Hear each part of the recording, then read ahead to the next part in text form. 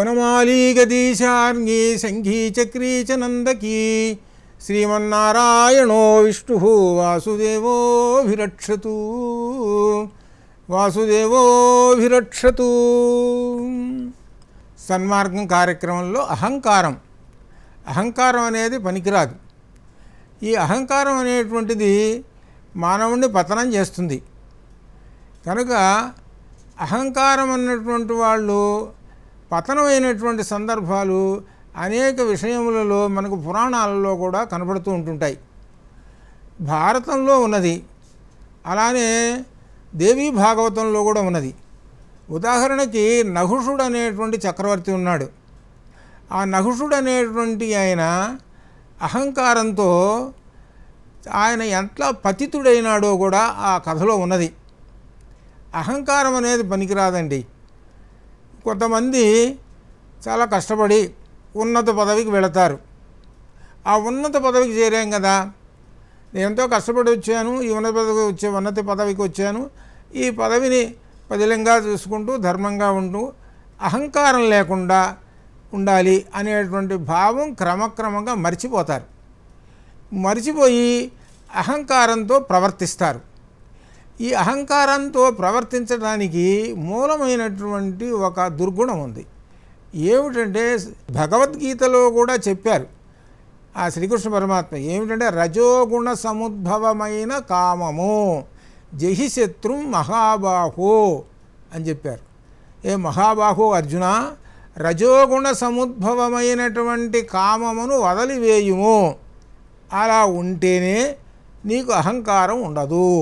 అహంకారం పోయి అంతా కూడా పరమశాంతంగా ఉండి నీకంతా తెలుస్తూ ఉంటుంది, నీ యొక్క పరిపాలన బాగా ఉంటుంది అని చెప్పారు కూడా అక్కడ. అయితే ఇక్కడ విశేషం ఏమిటంటే నహుషుడనే చక్రవర్తి ఇంద్రలోకంలో ఇంద్ర పదవిని పొందాడు. ఈయన ఎట్లా పొందాడు ఏమిటంటే విశేషం, అసలు ఇంద్రుడు అనేవాడు ఉన్నాడు కదా, మరి ఈయన ఎందుకు వెళ్ళాడు అక్కడికి ఇంద్ర పదవికి అంటే అసలు ఇంద్రుడు అనే ఆయన ఉన్నాడు. ఆయన వృత్రాసురుడు అనేటువంటి వాడిని సంహరించాడు.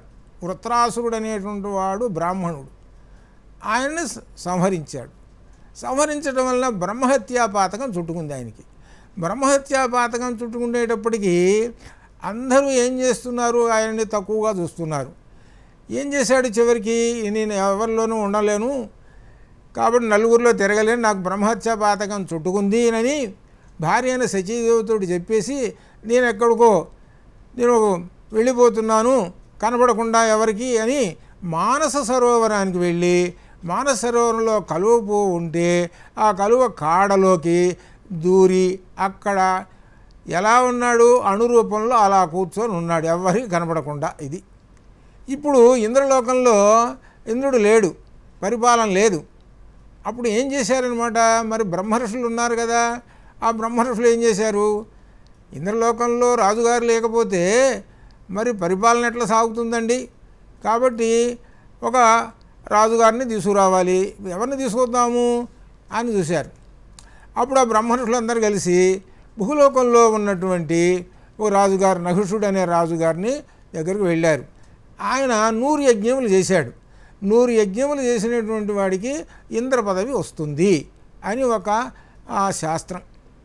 కాబట్టి 100 యజ్ఞములు చేసావయ్యా, నీకు ఇంద్ర పదవి తీసుకొచ్చి నిన్ను ఇంద్రలోకంలో ఇంద్ర పదవిలో కూర్చోబెడుతున్నాం రా అని తీసుకెళ్ళారు. శుభ్రంగా కూర్చోబెట్టేశారు. ఆయన ఇంద్రుడైపోయినాడు. ఆ నహుషుడు ఆ పరిపాలన సాగుతున్నది. కొద్ది రోజులకి ఆయనకి రజోగుణ సముద్భవమైన కామం పుట్టింది. ఎప్పుడైతే ఆ కామం పుట్టిందో అహంకారం పెరిగిపోయింది. ఆ అహంకారం పెరిగిపోయేటప్పుడు క్రమక్రమంగా ఏం చేశాడు, కామంలోకి వెళ్ళిపోయి రంభాది అప్సరస్సులతో తిరగటము. ఆ తర్వాత ఏం చేశాడు, నేను ఇంద్రుని కదా కాబట్టి నా భార్యని ఏమనాలి, ఇంద్రాణి అంటారు. కాబట్టి ఇక్కడ అంతక్రితం ఇంద్రుడు ఉన్నాడు, ఇంద్రుడి భార్య శచీదేవి ఉన్నది, ఆ శచీదేవి నాకు భార్య కావాలి అని ఒక ఆలోచన చేసి ఒక సిద్ధాంతం తయారు చేశాడనమాట. అహంకారం కదా, అహంకారం వచ్చేటప్పటికల్లా ఇది ఒక రూలు అని చెబుతుంటాడు. అదే ఏం చేశాడు అనమాట, ఆ ఇంద్రుడు ఆ శచీదేవికి వర్తమానం పంపాడు, నీవు నా భార్యవు, నీవు నా రాజ్యసభకు వచ్చేసేసి నా ఆసనంలో సగాసనంలో కూర్చోవాలి రావాలి అన్నాడు. అనేటప్పటికీ ఏం చేయాలి మరి ఇప్పుడు ఆమె? మరి శచీదేవి కదా. ఆ సందర్భంలో ఆ శచీదేవి ఆమె అమ్మవారిని ప్రార్థించింది. ఇది మనకు దేవీ భాగవతంలో ఉన్నది. అమ్మవారిని ప్రార్థిస్తే అమ్మవారు ఒక ఆలోచన ఇచ్చింది. ఏమిటంటే ఆలోచన, నహుషుడు ఇంద్రుడు ఉన్నాడే, ఇంద్రపదంలో ఉన్నాడు ఆ నహుషుడిని, పల్లకీలో రావాలి నువ్వు. ఆ పల్లకీని బ్రహ్మర్షులు మోయాలి. బ్రహ్మర్షులు ఒకరా ఇద్దరా ఉన్నది, 1000 మంది ఉన్నారు ఆయన దగ్గర. ఆ బ్రహ్మర్షులు మోయాలి. ఆ బ్రహ్మర్షులు మోస్తూ ఉన్నటువంటి పల్లకీలో మా ఇంటికి వస్తే సరేనయ్యా అంగీకరించవచ్చు అనేటువంటి ఒక ఆలోచన అమ్మవారు ఇచ్చింది. ఆ ఆలోచన చెప్పింది. అనేటప్పటికీ ఈ ఇంద్రుడు ఆయన దగ్గర ఉన్నటువంటి బ్రహ్మర్షులు ఉన్నారు కదా, అందులో రాజుగారు చెప్పినట్టు అందరూ వినాల్సిందే కదా. కాబట్టి బ్రహ్మర్షులు అందరికీ చెప్పేశాడు, నేను ఈ విధంగా ఆ శచీదేవి దగ్గరికి వెళ్ళాలి, మీరందరూ ఈ పల్లకి మోయాలి అని ఒక ఆజ్ఞ చేసేసాడు.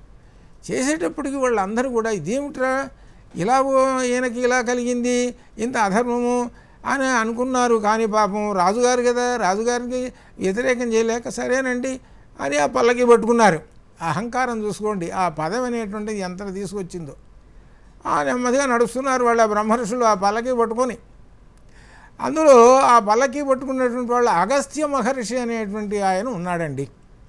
అసలు అగస్త్య మహర్షి అంటే ఆయన సముద్రాలనే తాగేసేసాడు, ఒక తీర్థం తాగినట్టు తాగేశాడు. వింధ్యపర్వతం గర్వం అణిచినటువంటి వాడు, వాతాపీల్వల్ని సంహరించినటువంటి వాడు, రామచంద్రమూర్తికి ఆదిత్య హృదయం చెప్పినవాడు, ఆయన బ్రహ్మర్షి, మహాశక్తి సంపన్నుడు. ఆయన ఆ పల్లకి పట్టుకున్నాడు. సరే నడుస్తూ ఉంటుంటే ఈయన కోరిక పెరుగుతున్నది కదా, ఈ నహుషుడు అనే రాజు అన్నాడుగా, ఈ ఇంద్రుడు ఉన్నాడు కదా ఈయన మహారాజు, ఆయన కాలుతో ఒక్కసారి స్పర్శ చేశాడు. ఎవరిని? ఆ అగస్త్య మహర్షిని. అంటే ఇప్పుడు మామూలు సహజంగా మన చేతితోటి ఒక నెట్టు నెడతాం, ఆ తొందర పోవాయానని, అట్లనే ఈయన కాలుతోటి అట అన్నాడు. అనేటప్పటికీ ఆ అగస్త్య మహర్షి వెంటనే ఉగ్రుడయ్యి ఆ పల్లకీని ఎత్తి పడేశాడు. ఆ స్వర్గలోకంలోని ఎత్తి పడేసేసి ఏమన్నాడు? త్వం సర్పోభవ, త్వం సర్పోభవ అన్నాడు. నీవు సర్పమవుగాక అని శాపం పెట్టేటప్పటికీ ఆయన ఆ స్వర్గలోకంలోనే ఒక పెద్ద పాము అనగా కొండ శిలువ అయిపోయి భూమి మీద వచ్చి పడ్డాడు. ఆ శాప విమోచనం కూడా చెప్పేశాడు. ఎప్పటికో వస్తారు పాండవులు, ఆ పాండవుల్లో ధర్మరాజు వస్తాడు నీ దగ్గరికి.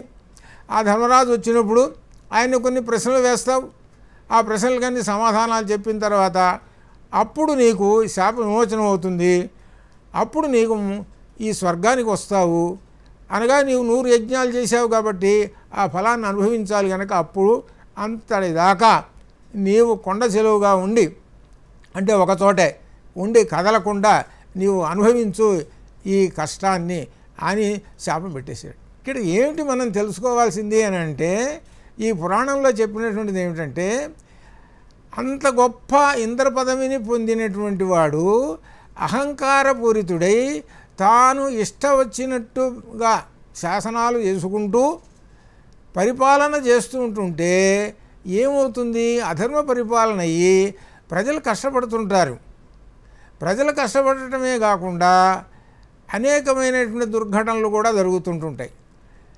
ఇప్పుడు ఉదాహరణకి ఆ నహుషుడు అనేటువంటి ఇంద్రుడు ఏ విధంగా ఆ కామోద్రేకులై ఏ విధంగా తన యొక్క పదవిని దుర్వినియోగం చేసుకున్నాడో, ఆ విధంగానే గనక ఎవరైనా అహంకారంతో ఆ పదవులను దుర్వినియోగం చేసుకుంటే చివరికి నహుషుడి గతే పడుతుంది.